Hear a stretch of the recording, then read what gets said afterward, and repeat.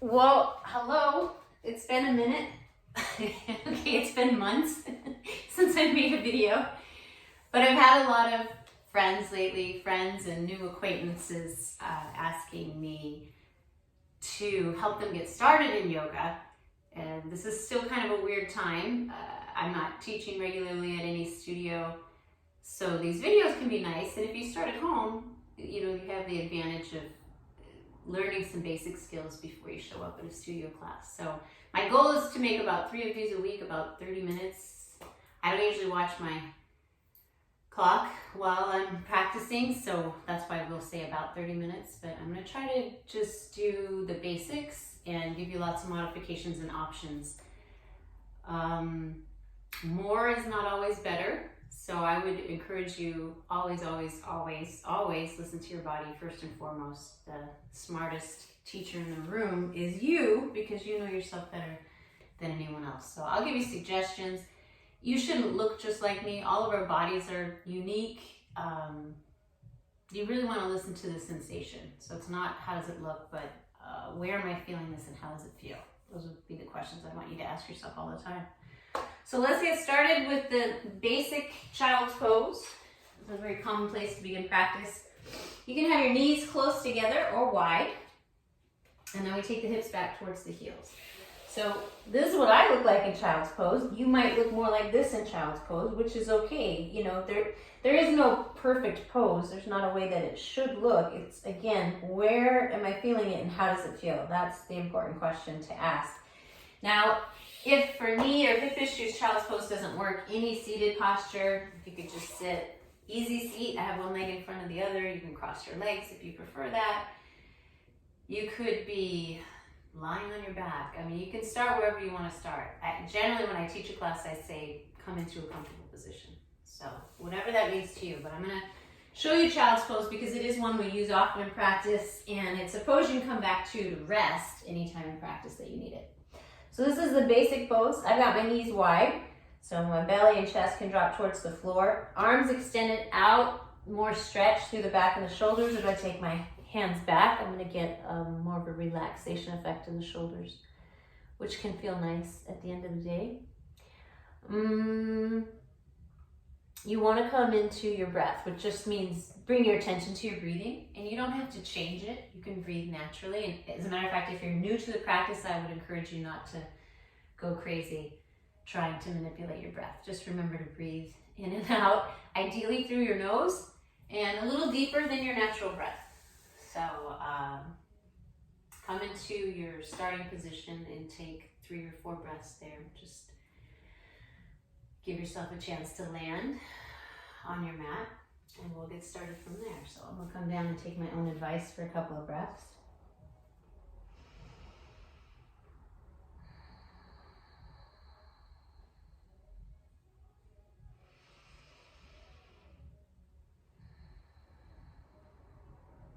We use the breath as one of the primary anchors in yoga.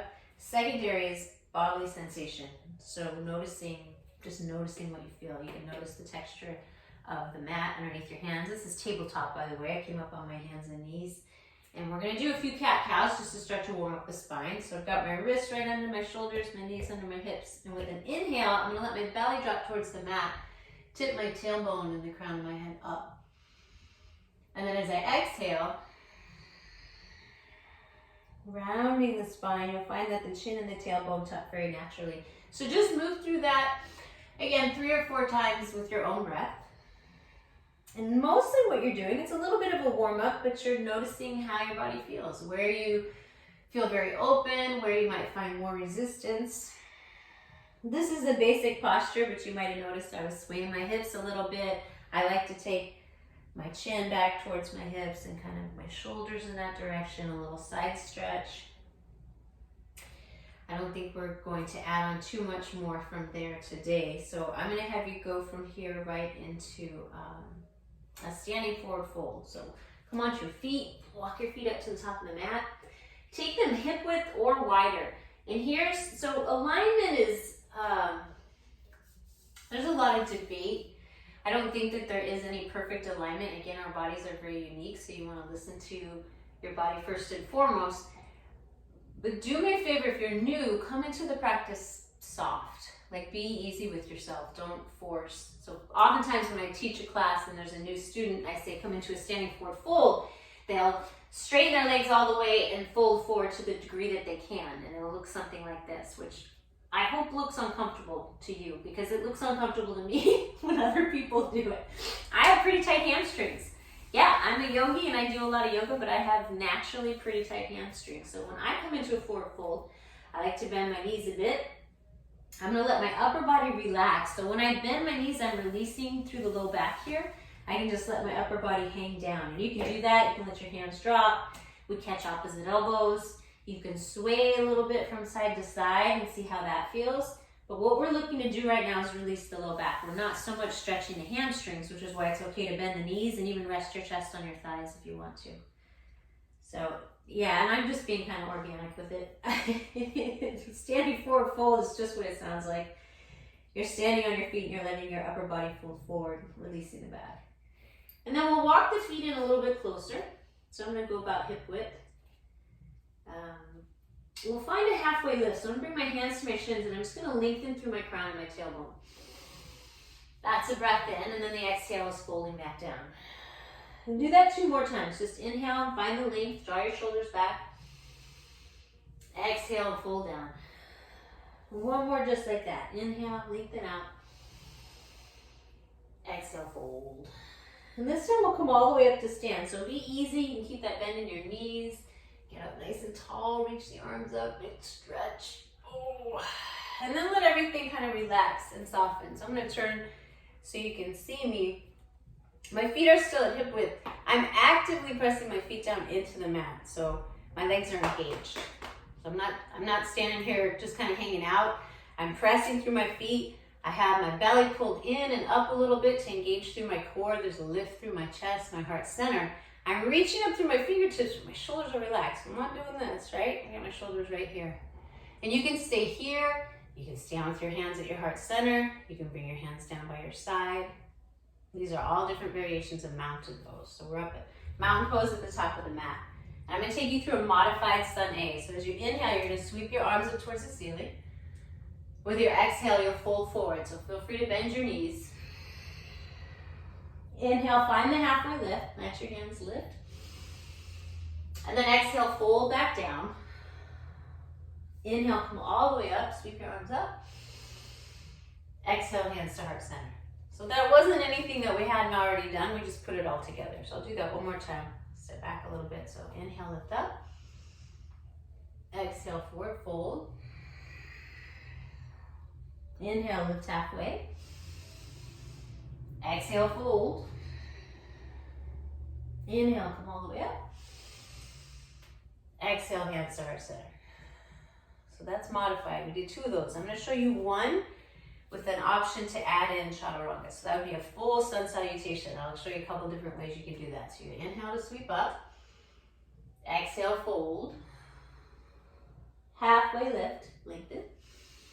And then plant your hands and step back to a push-up position. So you would be on the balls of your feet. If you were going to do a push-up, right? Balls of your feet, you've got your wrists again right underneath your shoulders. But we're going to modify this first one. So I'm going to have you drop your knees down, untuck your toes.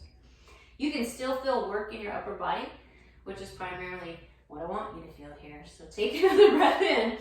And then as you exhale, you're going to keep the elbows in towards the side of the body. You're going to lower down all the way to the floor. All your air goes out. And then with an inhale, we'll take a cobra. So a little like a half lift. And then come back down. We'll do 2 more just like that. Now again, my legs are engaging. I'm pressing the tops of my feet into the mat so that my thighs are strong. Inhale, lift. Exhale, lower. Watch your shoulders, right? There's a tendency to do this, but we're going to keep them down and back away from our ears. 1 more time. Inhale, lift. Exhale, lower. Nice. Now we can come into an upward facing dog. We keep the hands where they are. We just press into the palms. Lift through the heart. I've got my legs down on the mat, but if I press into the tops of my feet, my legs are going to lift up. So you can either way, but listen to your low back there. So if it's like too much, what's the word, you guys? Too much, like if you're compacting your low back there, it's not the word I want, but you know what I mean. then don't come up quite that high, come to here. But that's what helps, that engagement with the legs and squeezing the belly helps take that out of the low back. All right?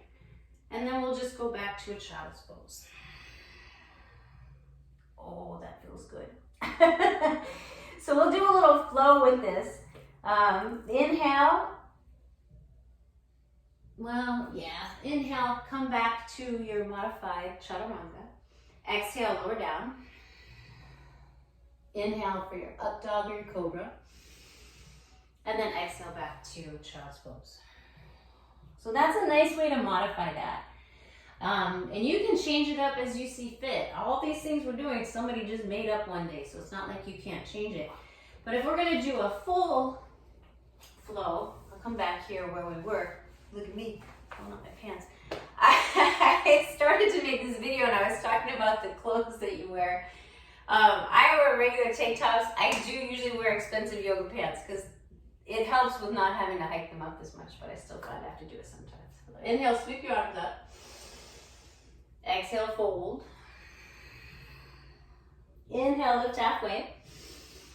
And this time with the exhale, you're going to plant your hands and step back to that high plank position. As you're breathing out, you're going to lower halfway down. And then inhale, lift your heart.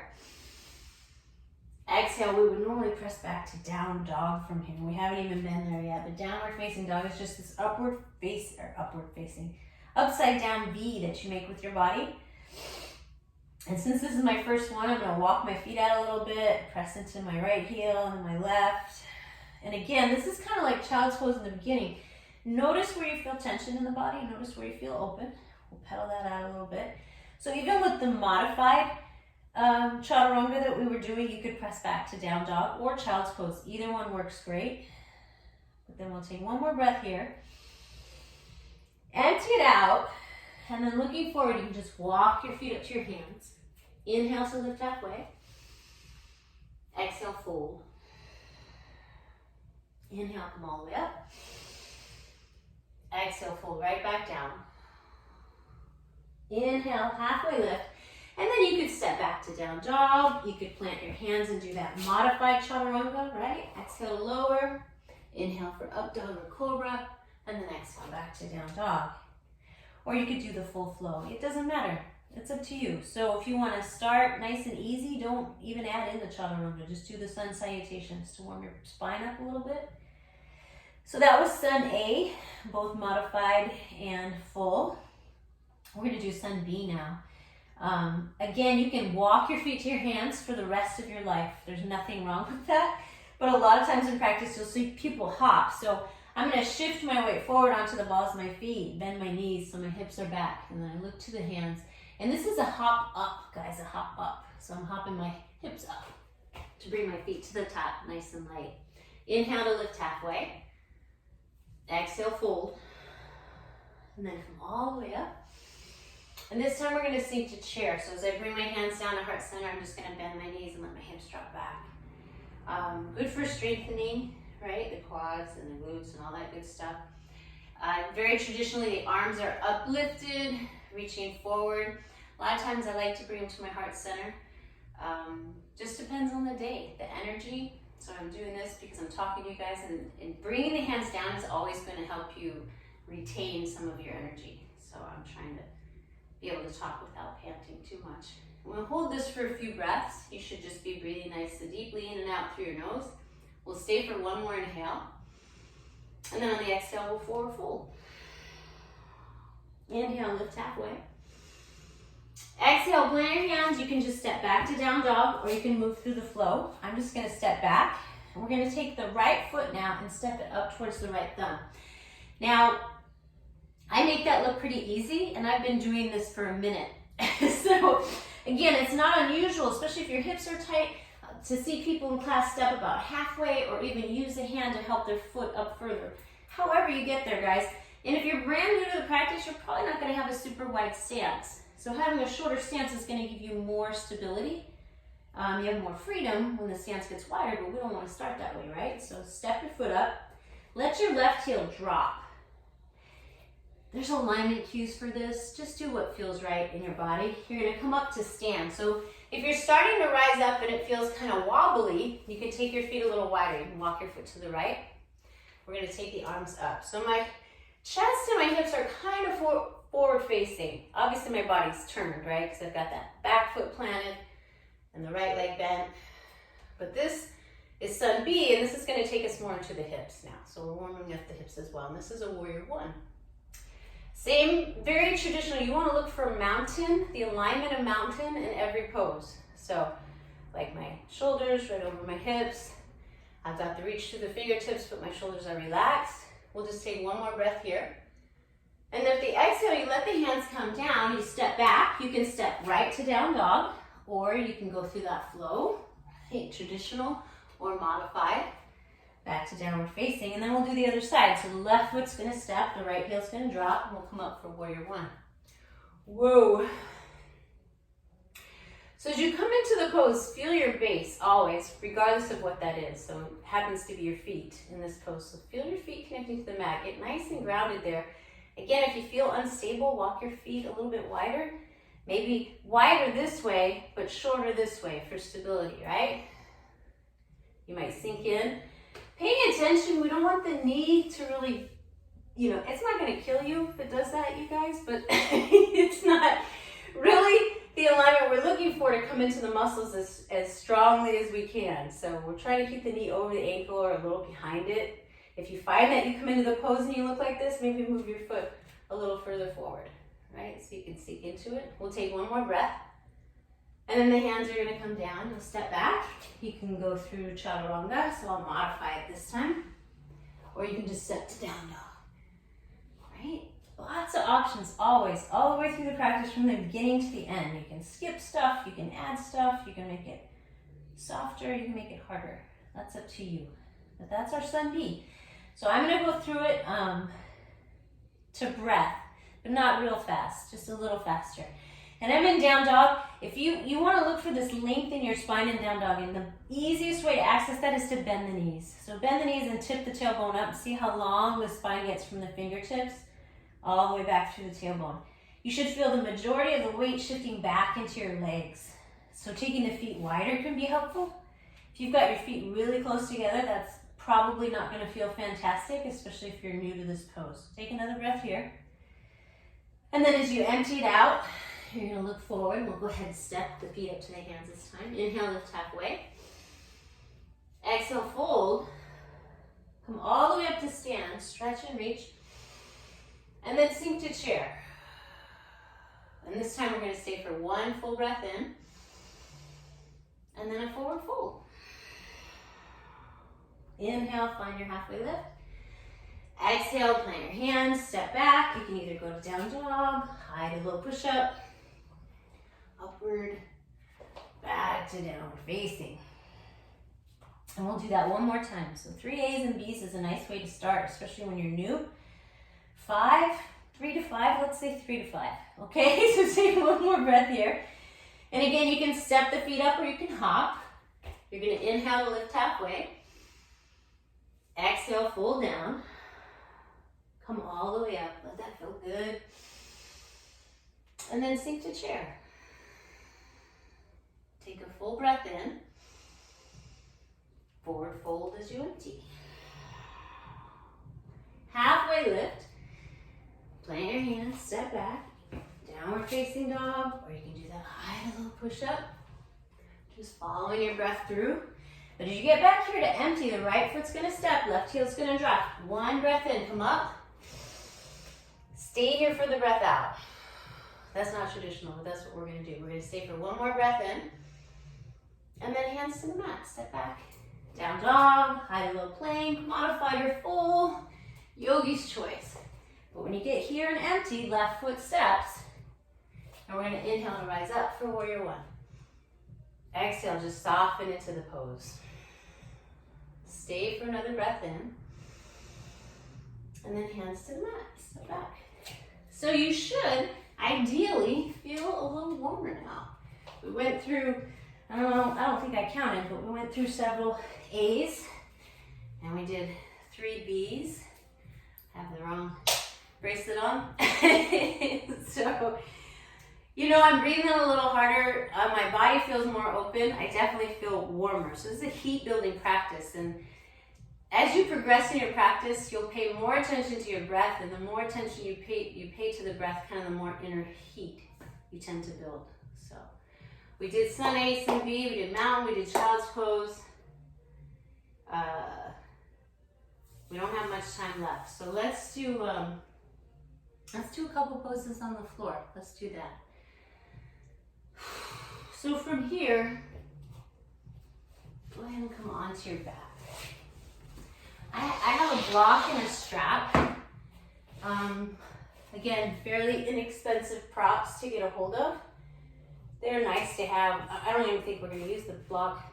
I don't know if we'll use the strap today either, but they are handy, and I'll show you as we practice more later on this week what they come in handy for. So I'm just laying on my back. I'm going to pull my knees into my chest and rock side to side a little bit or make some circles. This feels really good on the low back, on the sacrum. Sometimes I just do this for a really long time. So it helps to open up the low back. But let's do a little hip opening pose from here. So put your left foot on the floor and cross your right ankle over your left thigh. Just like that. Yep. And then you're going to lift the left foot up. And you might, right here, you might feel some opening in your right hip. And you can stay right here. You can bring your hands around the thigh. This is where a strap can be handy, especially people that are more muscular or bigger. It can be helpful to use the strap. I can grab on with my hands. I'm going to pull the knee in towards the chest until I feel a good stretch in my right hip. If your hips are more open, you can bring the hands to the top of the shin. It can be a little easier to pull them in tight, and you'll get a little more sensation like I am right now. And you're just going to take a few breaths right here. So we warmed the spine up a little bit and with a couple of different poses. We warmed up the hips, the quads and the glutes. And now we're going a little deeper into the hip. Just going to kind of stretch and open that up. A lot of us spend a lot of time sitting, so this is a nice counter pose to that. Flexibility is something we lose over time if we don't practice it. And some of us are naturally more flexible than others. Some of us have less flexibility. I greatly admire the yogis that aren't very flexible because it's a hard practice if you're not very flexible. It's a hard practice even if you are. So I admire people that come in and clearly don't have like a natural degree of flexibility. Stay here for one more breath, guys. Just fill up. Maybe squeeze a little as you empty. And then we're just going to switch sides. So I'll bring my right foot to the floor and cross my left ankle over. I'm going to lift the right foot up. This might be plenty. And actually, if I was close to the wall, you could do this pose at the wall, and it's really kind of delicious, but we'll save that for another day. You can grab the back of the thigh and start to pull the right knee in towards the chest. Maybe your hands come to the front of the shin. The same thing, you just pull it into the degree where you feel, it's like you want to go to your edge, we call it in the practice, which means if I did any more, I can tell it would be too much, but if I did any less, it wouldn't be enough. So that's why coming into your breath, so paying attention to the breath as it moves in and out, and really feeling the sensation.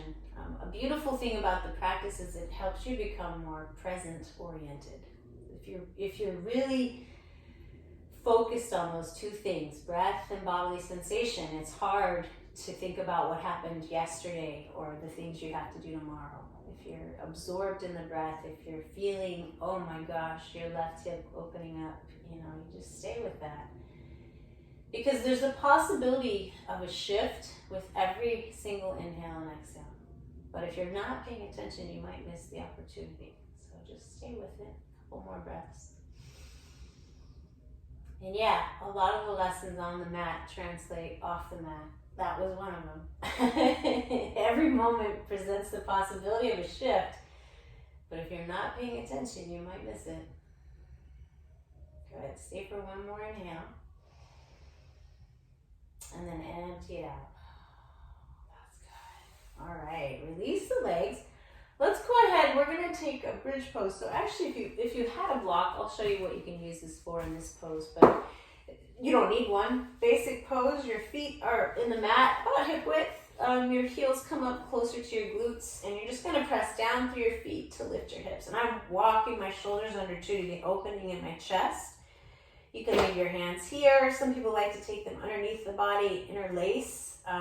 You can kind of use that as leverage to open more. You press through the shoulders and the upper back. If you want to be a little more relaxed with it, you can just let your hands be here. You want to give yourself space to breathe, so your gaze is right up at the ceiling, chin away from the chest. Pressing down, the engagement is from the kneecaps to the belly button. That's where you should feel a lot of work happening. The thighs are firing up. Uddiyana, you've still got that pull of the belly in and up towards the spine, just gently but firmly. We'll stay here for another couple breaths, so filling up and amping out. Good. Stay for one more inhale, and then come all the way back down. Oh, that was pretty good. And you can rock it out in between. You always, if a counter pose feels good, then take it. I'm not against that at all. We're going to do one more bridge. And if you have a block, I'll show you what you can use the block for. So you can take a supported bridge, and you can use the block tall, right? Like this. You got to find the spot. It's like your sacrum, but a little bit your glutes too. And then now this is very different. I'm very relaxed on the front side of my body. I don't have the engagement in the thighs up through the belly button. So it's a passive way of opening the front body. This pose is a big heart opener, a big front body stretch, probably something you don't feel too often during the day. One of my teachers used to call it the counter pose to life, right? We spend a lot of time closed off with our front body. So this is just opening everything up. Tall block. Medium block. Ooh, that's nice too. Or the low block. I prefer the medium, and I like to take a variation. So you could stay right here. This is good. This is just going to let you passively open.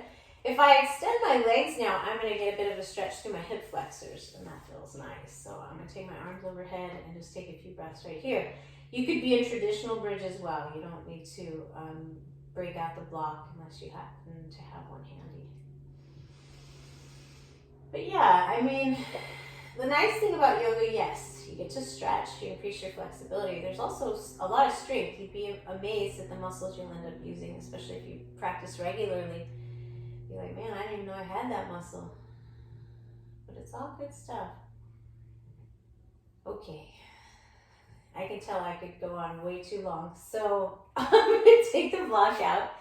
And we're going to bring the soles of the feet together and let the knees fall out wide. So Supta Baddha Konasana, or butterfly pose, they call it sometimes. For some people, this is a strain on the low back. So another variation is to bring your feet to the edges of the mat and let your knees fall into each other. And you'll feel how that flattens your sacrum into the mat more. So either way, whichever one you prefer.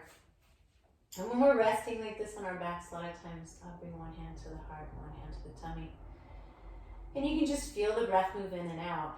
So whatever helps you ground and root more into the present moment. So having that physical sensation of breath, I can feel my back body on the mat.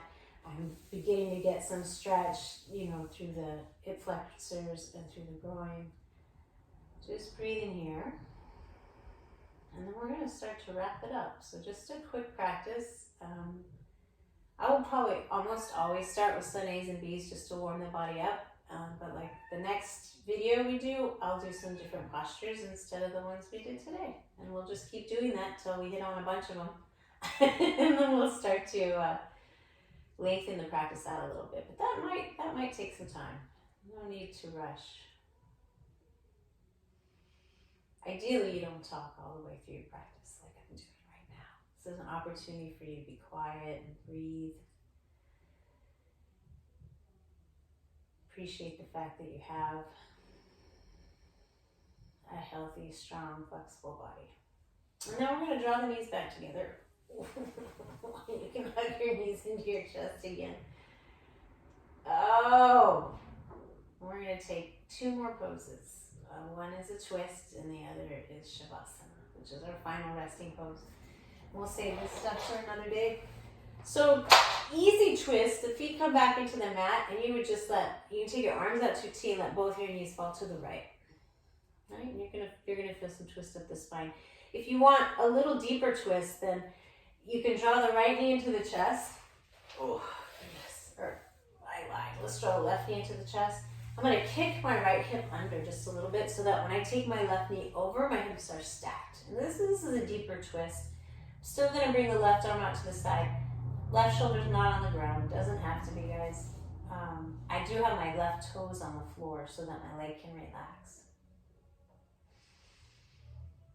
Twisting the spine is really important for the health of your spine, and it's not something we usually do in our regular movements of the day. You know, forward and back bends, perhaps, maybe some side bends, but rarely do we find a twist in just our normal actions. So, moving your spine in all 6 directions every day, if you can. A couple more breaths here.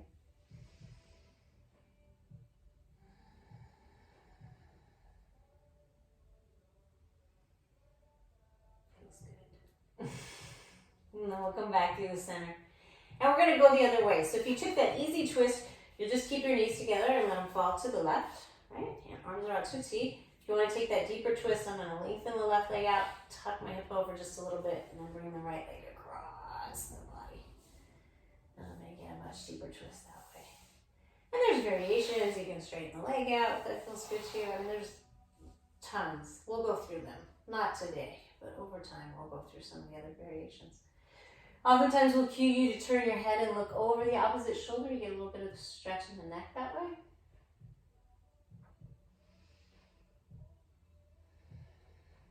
And just a few deep breaths. In and out through the nose.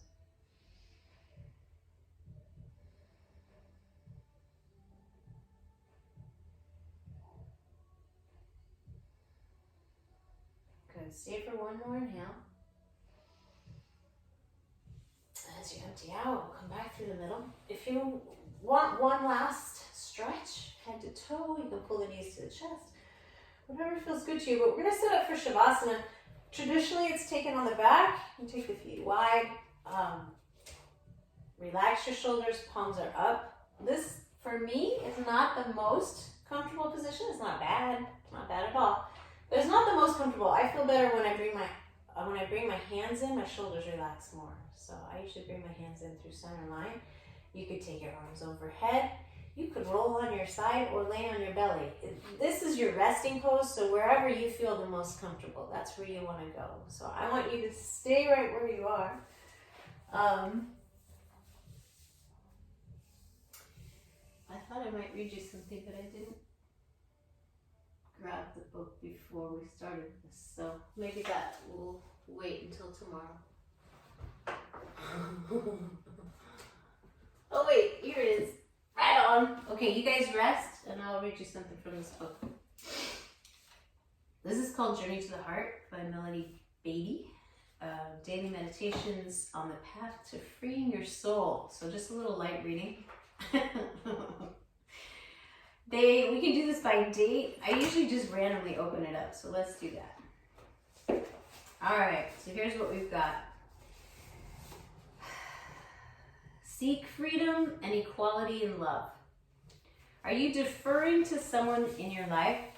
When we relinquish control of our lives to someone else, we also relinquish responsibility for our happiness, our well-being, our joy, our growth, and our choices. It's healthy and normal to want to be nurtured. A partner can make our lives easier, take some of the load off. We are sent helpers, friends, and lovers. The divine arm of love reaches out through people, through our loved ones, to bring us the support we need. Opening to and receiving that support are essential to well-being, to joy, and to happiness. But there's a difference between receiving help and support and being controlled. There's a difference between surrendering to love and surrendering to control. Relinquishing control can happen subtly, but its effects are powerful. We begin to believe we've lost our freedom. We begin to believe someone has taken it away. We feel stifled and repressed. Don't make other people responsible.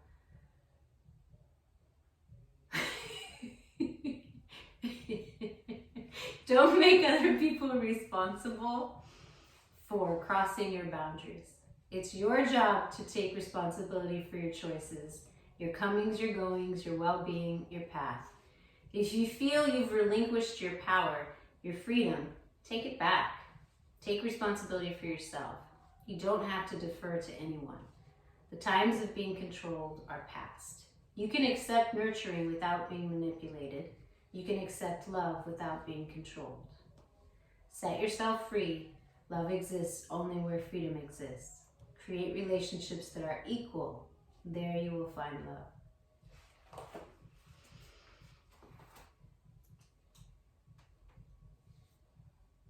So stay right where you are for a few more breaths.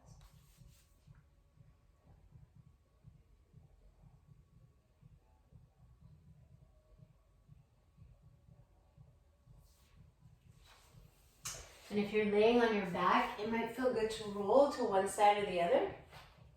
Fetal pose, we call it. And slide your arm underneath your head. Rest here for a couple more breaths.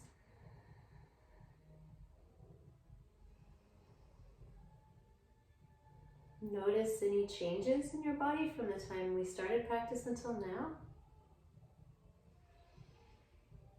And then you can make your way up to a strong seat, however you get there. I tend to be a rock and roller myself. I'm going to sit in easy seat. The hands can come to heart center if that's comfortable for you. You can rest on your lap, really wherever your hands feel easy. And traditionally we end practice by saying Namaste together. Namaste, loosely translated, just means that the light in me sees and acknowledges the light in you. So you can bring hands to heart center, perhaps bring the thumbs to the forehead center. We'll take one deep breath in together, and then all together we'll say Namaste. And that's it. That's your first beginner yoga practice. I imagine you did a fantastic job. Hopefully I'll see you again later this week.